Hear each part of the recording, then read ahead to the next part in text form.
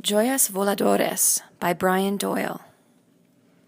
Consider the hummingbird for a long moment. A hummingbird's heart beats 10 times a second.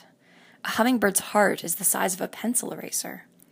A hummingbird's heart is a lot of the hummingbird. Joyas Volardores, flying jewels, the first white explorers in the Americas called them.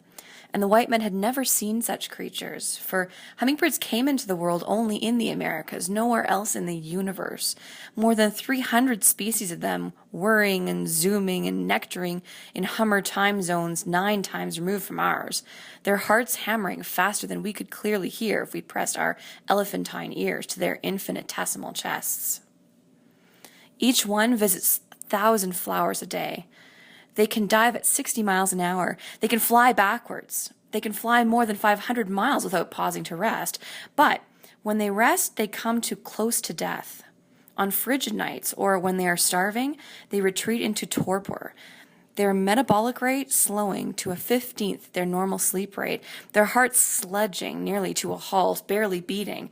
And if they're not soon warmed, if they do not soon find that which is sweet, their hearts grow cold and they cease to be.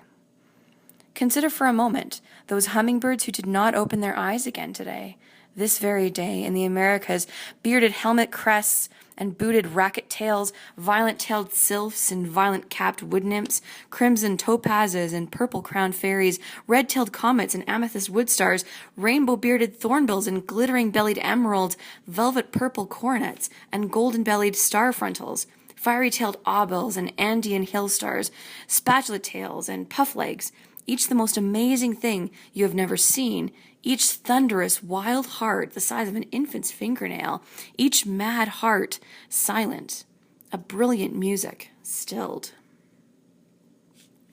Hummingbirds, like all flying birds but more so, have an incredible, enormous, immense, ferocious metabolisms. To drive those metabolisms, they have race car hearts that eat oxygen at an eye-popping rate. Their hearts are built of thinner, leaner fibers than ours. Their arteries are stiffer and more taut. They have more mitochondria in their heart muscles, anything to gulp more oxygen. Their hearts are stripped to the skin for the war against gravity and inertia, the mad search for food, the insane idea of flight. The price of their ambition is a life closer to death. They suffer more heart attacks and aneurysms and ruptures than any other living creature. It's expensive to fly, you burn out. You fry the machine, you melt the engine.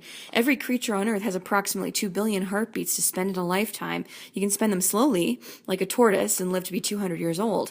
Or you can spend them fast, like a hummingbird, and live to be 2 years old. The biggest heart in the world is inside the blue whale. It weighs more than 7 tons. It's as big as a room. It is a room with 4 chambers. A child could walk around it head high, bending only to step through the valves. The valves are as big as the swinging doors of a saloon. This house of a heart drives a creature 100 feet long. When this creature is born, it is 20 feet long and weighs 4 tons. It is way bigger than your car.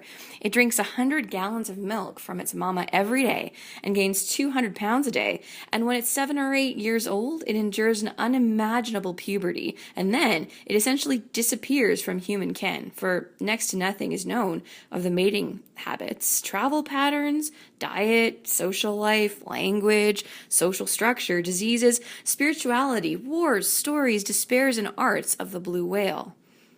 There are perhaps 10,000 blue whales in the world, living in every ocean on Earth, and of the largest animal who has ever lived, we know nearly nothing. But we know this: the animals with the largest hearts in this world generally travel in pairs, and their penetrating moaning cries, their piercing yearning tongue, it can be heard underwater for miles and miles. Mammals and birds have hearts with 4 chambers. Reptiles and turtles have hearts with 3 chambers. Fish have hearts with 2 chambers. Insects and mollusks have hearts with 1 chamber. Worms have hearts with 1 chamber, although they may have as many as 11 single-chambered hearts. Unicellular bacteria have no hearts at all, but even if they have fluid eternally in motion, washing from one side of the cell to the other, swirling and whirling, no living being is without interior liquid motion.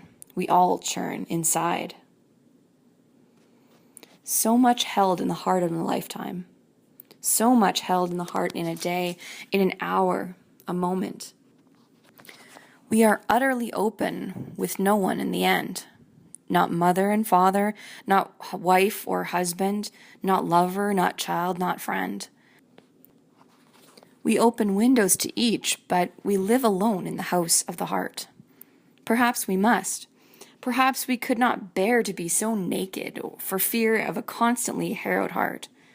When young, we think there will come one person who will savor and sustain us always. When we're older, we know this is a dream of a child, that all hearts finally are bruised and scarred, scored and torn, repaired by time and will, patched by force of character, yet fragile and rickety forevermore, no matter how ferocious the defense and how many bricks you bring into the wall. You can bring up your heart as stout and tight and hard and cold and impregnable as you can possibly can, and down it comes in an instant, felled by a woman's second glance, a child's apple breath, the shatter of glass in the road, the words, "I have something to tell you," a cat with a broken spine dragging itself into a forest to die, the brush of your mother's papery ancient hand in the thicket of your hair, the memory of your father's voice early in the morning echoing from the